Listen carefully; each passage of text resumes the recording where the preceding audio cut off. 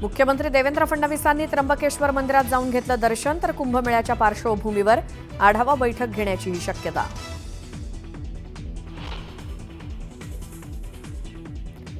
माजी खासदार भास्करराव खतगावकर राष्ट्रवादीच्या वाटेवर. आज अजित पवारांच्या उपस्थितीत राष्ट्रवादीत करणार प्रवेश. नांदेडच्या नरसीत पार पडणार पक्षप्रवेश. नागपुरातील 5 परिसरातील संचारबंदी उठवली, तर 3 परिसरात संचारबंदीत शिथिलता. यशोधरानगरमधील संचारबंदी मात्र कायम. सुशांत सिंह राजपूत प्रकरणात सीबीआयकडनं क्लोजर रिपोर्ट सादर. सुशांत सिंहचा मृत्यू ही आत्महत्याच असल्याचं रिपोर्टमधनं स्पष्ट, तर या चक्रवर्ती आणि परिवाराला सीबीआयकडनं क्लीन चिट. आदित्य ठाकरेंचं मुख्यमंत्री फडणवीसांना पत्र. मुंबईतील रस्त्यांच्या घोटाळ्याची चौकशीची मागणी करत शिंदेंवरती आरोप. काल भाजप आमदारांकडूनही सभागृहात रस्त्यांचा मुद्दा उपस्थित.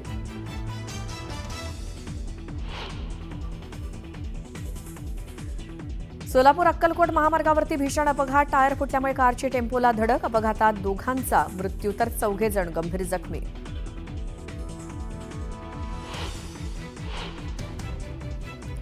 रेल्वेच्या 3ही मार्गांवरती आज मेगा ब्लॉक. लोकल सेवेवर होणार परिणाम. वेळापत्रक पाहून प्रवास करण्याचं आवाहन.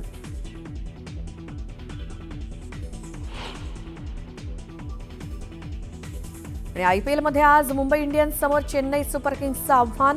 चेन्नईच्या MS चिदंबरम स्टेडियमवरती रंगणार सामना. कोण मारणार बाजी, याकडे क्रिकेटप्रेमींचं लक्ष.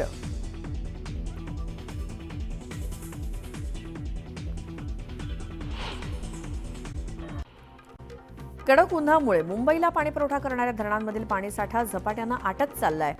आणखी 2.5 महिने उन्हाळ्याचे बाकी आहेत, त्यामुळे संभाव्य पाणी संकट लक्षात घेता खबरदारीचा उपाय म्हणून भातसा आणि अप्पर वैतरणा या 2 धरणातील राखीव पाणीसाठा घेण्याची परवानगी मुंबई महापालिकेनं राज्य सरकारकडे मागितली आहे.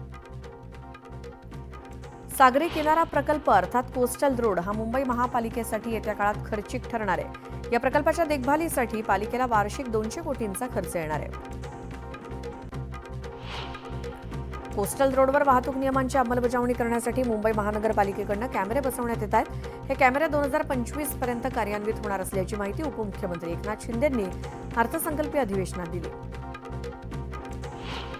राज्यात उच्च सुरक्षा नोंदणी क्रमांक पाटी बसवण्याकडे नागरिकांनी विविध कारणांनी पाठ फिरवली आहे. त्यामुळे सगळ्याच जिल्ह्यात आणि शहरात पाट्या लावण्यासाठीचे फिटमेंट सेंटर वाढवले जाणार आहेत. परिवहन आयुक्त कार्यालयाकडून तसे आदेश शनिवारी राज्यातल्या सर्व RTO कार्यालयांना देण्यात आले. उत्पादकांची FRP एकरकमी देण्याचा कायदा आणि त्या संदर्भात न्यायालयाने दिलेल्या आदेशामुळे साखर उद्योगापुढे नवं संकट उभं राहिलंय. देशातील ऊस उत्पादकांच्या थकीत FRPचा आकडा 15,505 कोटी रुपयांवरती गेलाय. एकीकडे कायद्याची टांगती तलवार आणि दुसरीकडे आर्थिक डबघाईमुळे साखर कारखान्यांपुढे ही रक्कम उभी करण्याचं मोठं संकट आहे.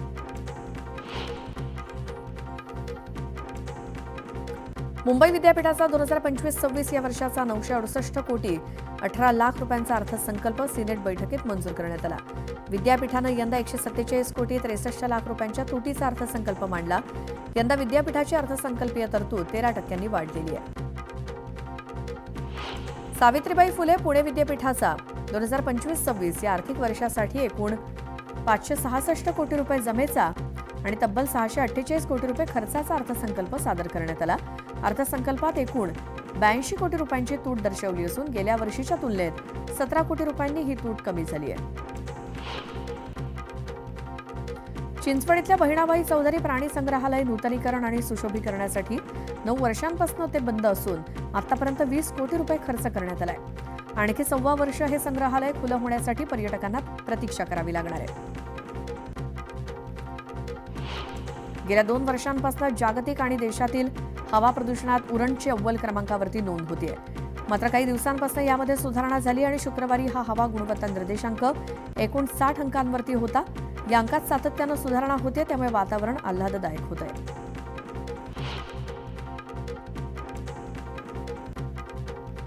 मुंबईतील सर्व 13,79,086 झोपडीवासियांचं बायोमेट्रिक सर्वेक्षण पूर्ण करण्यासाठी झोपडपट्टी पुनर्वसन प्राधिकरणानं निविदा काढून महापालिकेच्या प्रभागनिहाय सर्वेक्षण संस्थांची नियुक्ती करण्याचं ठरवलंय.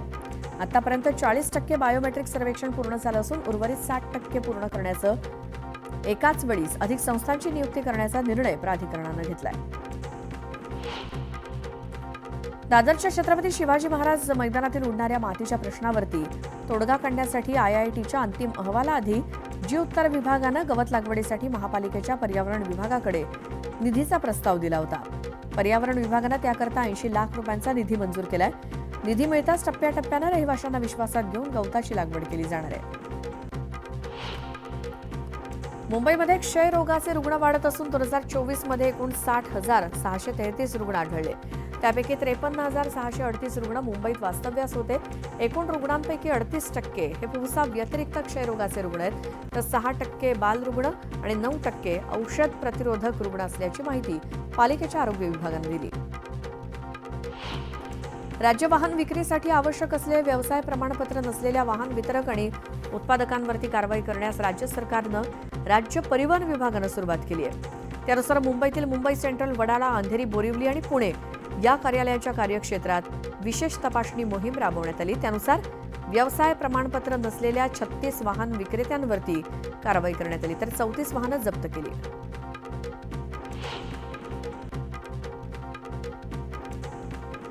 नवी मुंबई महापालिकेनं मालमत्ता करावरील थकीत रकमेवरील विलंब शुल्क आणि दंडात्मक रकमेवर अभय योजना सुरू केलेली असताना दुसरीकडे पाणी देयकावरील विलंब शुल्क आणि दंडात्मक रकमेवरती 50% सूट देण्याबाबतची अभय योजना लागू केली आहे. 31 मार्च 2025 पर्यंत ही अभय योजना लागू असेल. कोरोना काळात आरोग्य सुविधा पुरवण्यासाठी कंत्राटी पद्धतीनं घेण्यात आलेले कर्मचारी अद्यापही पालिका सेवेत कार्यरत नसून त्यापैकी कामचुकार असलेल्या 100 कर्मचाऱ्यांना ठाणे महानगरपालिकेनं कामावरून काढून टाकण्याची कारवाई वर्षभरात केली आहे. या निमित्तानं कामचुकार कर्मचाऱ्यांना पालिकेनं घरचा रस्ता दाखवल्याची चर्चा सुरू आहे.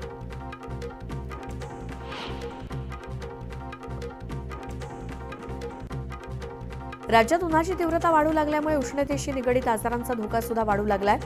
राज्यात उष्माघाताच्या रुग्णसंख्येत वाढ झाली असून आतापर्यंत 21 रुग्णांची नोंद झाली आहे. सर्वाधिक रुग्ण गडचिरोलीमध्ये आहेत. या पार्श्वभूमीवर सार्वजनिक आरोग्य विभागानं नागरिकांना खबरदारीचा इशारा दिलाय. वैद्यकीय शिक्षण विभागाच्या अखत्यारीतील सर्वच रुग्णालयातील डॉक्टर 2.5 वर्षांपासून रुग्णांची माहिती हातानं लिहित आहेत. वैद्यकीय महाविद्यालयाशी संलग्न रुग्णालयात आरोग्य व्यवस्थापन माहिती प्रणाली सध्या बंद आहे. ही यंत्रणा सुरू करण्याकरता आवश्यक असलेल्या हार्डवेअर खरेदीसाठी वैद्यकीय शिक्षण विभागानं अखेर मान्यता दिली. डॉक्टरांची हातानं लिहिण्यापासून आता सुटका होणार आहे. पुण्यातील अनेक भागातील पाणी पुरवठा आज विस्कळीत होण्याची शक्यता आहे. वारजे येथे मुख्य जलवाहिनी फुटल्यामुळे या जलवाहिनीचं काम केलं जाणार आहे. त्यामुळे शहरातल्या अनेक ठिकाणचा पाणी पुरवठा विस्कळीत होईल. पुणे पोलीस ऑपरेशन 100 ही विशेष मोहीम राबवणार आहेत. नागरिकांच्या समस्यांचं निराकरण करण्यासाठी तक्रार निवारण दिन, पोलीस ठाण्याची स्वच्छता, बेवारस वाहनांचा लिलाव असे विविध उपक्रम राबवले जाणार आहेत.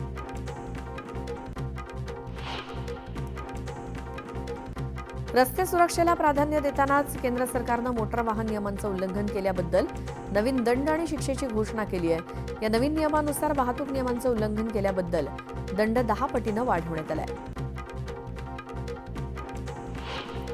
मार्च 2024च्या तुलनेत यावर्षीच्या मार्च महिन्यात एसटीची दररोजची प्रवासी संख्या 3 लाखांनी कमी झाली आहे. शिवाय महामंडळाच्या तिजोरीत अपेक्षेपेक्षा कमी उत्पन्न येत आहे. महामंडळाला दिवसाकाठी 31,74,00,000 रुपये इतकं उत्पन्न अपेक्षित होतं. प्रत्यक्षात दिवसाचं सरासरी उत्पन्न 27,66,00,000 रुपये आहे. महावितरणनं भांडूप परिमंडलातील लघुदाब वीज ग्राहकांकडे थकीत असलेल्या 165 कोटी रुपयांच्या वसुलीवरती भर दिलाय. दुसरीकडे वीज ग्राहकांना बिल भरणं सोयीचं व्हावं यासाठी वीज बिल भरणा केंद्र साप्ताहिक सुट्टी आणि सार्वजनिक सुट्टीच्या दिवशी सुद्धा कार्यालयीन वेळेतच सुरू असतील.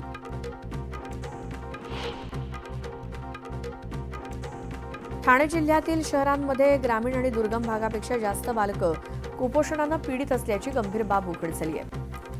जिल्हाभरामध्ये तब्बल 10,697 बालकं सॅम आणि मॅम या तीव्र आणि मध्यम कुपोषणग्रस्त आहेत. यापैकी सर्वाधिक बालकं ठाणे, भिवंडी, उल्हासनगर, कल्याण शहरात आहेत.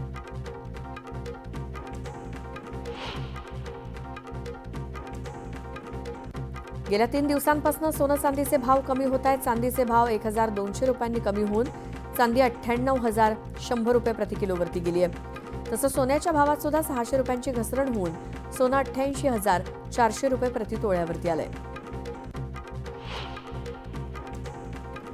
मध्यम हार्बर आणि पश्चिम मार्गावरील विविध अभियांत्रिकी आणि देखभालीच्या कामांसाठी आज तीनही मार्गांवरती मेगा ब्लॉक आहे. त्यामुळे तीनही मार्गावरील लोकल सेवेवरती परिणाम होणार आहे. त्यामुळे प्रवाशांना लोकल प्रवास करताना वेळापत्रक बघूनच नियोजन करावं लागणार आहे. शिधापत्रिका धारकांना आधार क्रमांक जोडण्यासाठी अन्न आणि नागरी पुरवठा विभागानं 31 मार्चपर्यंत मुदतवाढ दिली. ग्रामीण भागामध्ये अजूनही लाखो शिधापत्रिका धारकांना आधार क्रमांक जोडण्यासाठी मोठं दिव्य पार पाडावं लागतं. आधार कार्ड धारकाचा फोटो जुना असल्यामुळे केवायसी करत असताना अनेक अडथळे येत आहेत.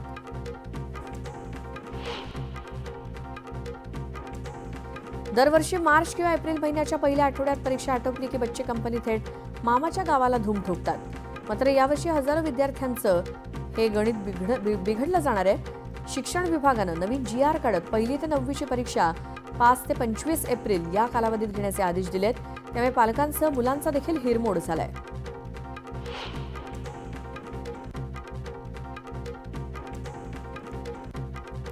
हिंदुस्थानी नौदलात अग्निवीर पदांची भरती केली जाणार आहे. या पदांसाठी येत्या 29 मार्चपासून अर्ज भरायला सुरुवात होणार आहे.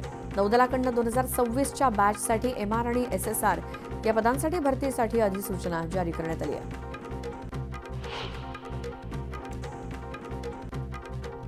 उन्हाळी सुट्ट्यांमध्ये होणारी प्रवाशांची वाढती संख्या लक्षात घेऊन अतिरिक्त गर्दी विभाजित करण्यासाठी मध्य रेल्वेनं मुंबई, नागपूर, करमाळी, तिरुवनंतपुरम, पुणे, नागपूर आणि दौंड, कलबुर्गी दरम्यान 332 उन्हाळी विशेष रेल्वे गाड्या सोडण्याचा निर्णय घेतलाय. उन्हाळ्याच्या सुट्टीच्या कालावधीत प्रवाशांच्या नियमित रेल्वे गाड्यांव्यतिरिक्त उन्हाळी विशेष रेल्वे गाड्या चालवण्यात येणार आहेत. त्याचसोबत नांदेडला जाण्यासाठी मध्य रेल्वेच्या मुंबई विभागातनं गाडी धावणार आहे. या रेल्वे गाडीच्या 24 अतिरिक्त फेऱ्या होतील. त्यामुळे मध्य रेल्वेनं चालवलेल्या उन्हाळी विशेष गाड्यांची एकूण संख्या आता 356 झाली आहे.